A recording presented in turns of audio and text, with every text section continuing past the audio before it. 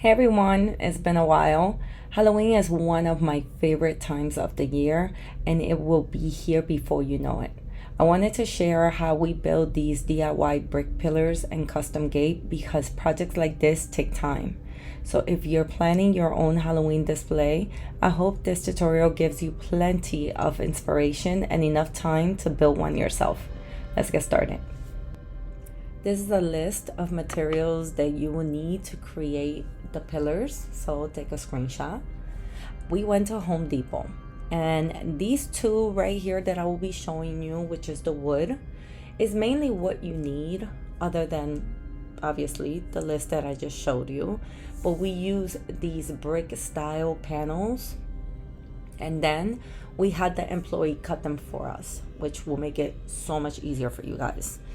Now, for your 6-foot pillar, I had the employee cut 2 foot off the top, leaving me with a 4x6 section. Then I had that remaining piece cut into 4 1-foot wide panels, giving me the 4 sides of the pillar. We also created 4 extra pillars, but these were 4 feet tall. Now, again, with the same 4x8 brick panel, you will have them cut it in half lengthwise, creating 2 4x4 sections.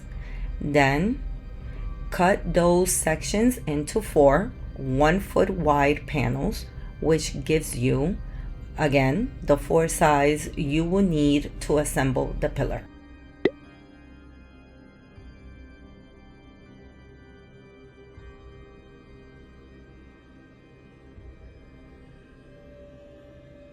To build the pillar frame, cut your 2x3 lumber to 6 feet long. Attach a piece of the lumber to each side of the front panel first. Then line up the sides panels and secure them between the front and back panels. Once everything is nailed together, you will have the basic shape of the pillar. To finish the top of the pillar, take your wood sheet and cut a 2x2 foot square. After that, place it on top, nail it down to secure it. Then, to give the cap a more finished look, attach 1-foot trim pieces around all 4 sides of the square, nailing them down into the pillar. Once that's done, you're ready to paint.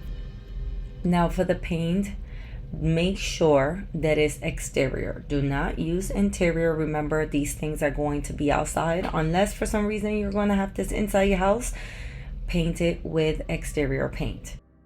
These are some pictures side by side, how it used to look and after painting them, but I didn't like how light gray it was, so I went in over that with another paint that we had, but this one is in a darker shade.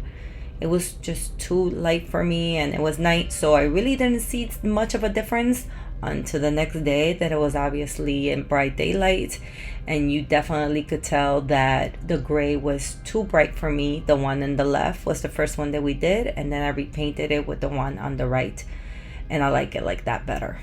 For the lights on top of the pillars, I really wanted something with a flickering flame effect. I found these solar powered post lights on Amazon that were exactly what I was looking for.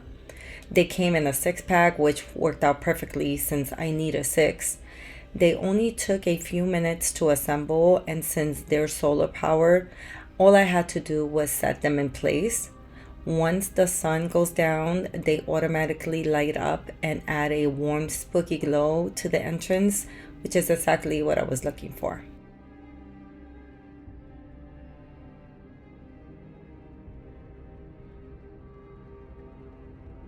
Now for the gate, take your 1x2 boards and you're going to mark them 5 inches apart. That is where you will be drilling the holes. Take your time when you're doing this process. This wood is very fragile, it breaks easily, so do not rush this part.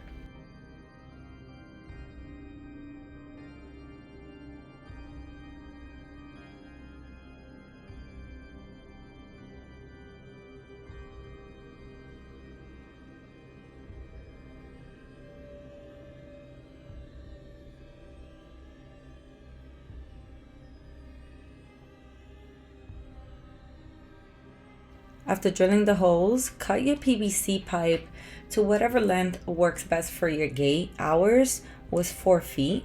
And if you are going to make this gate, guys, this tool is just so good to cut the pipe. It just makes it so easy to cut through.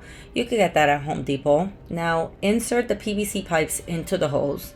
And once everything is lined up, secure the first, middle, and last pipe by driving a screw through the wood and into the PVC pipe. And that will have everything just stay nice and still, as you can see, so it doesn't fall.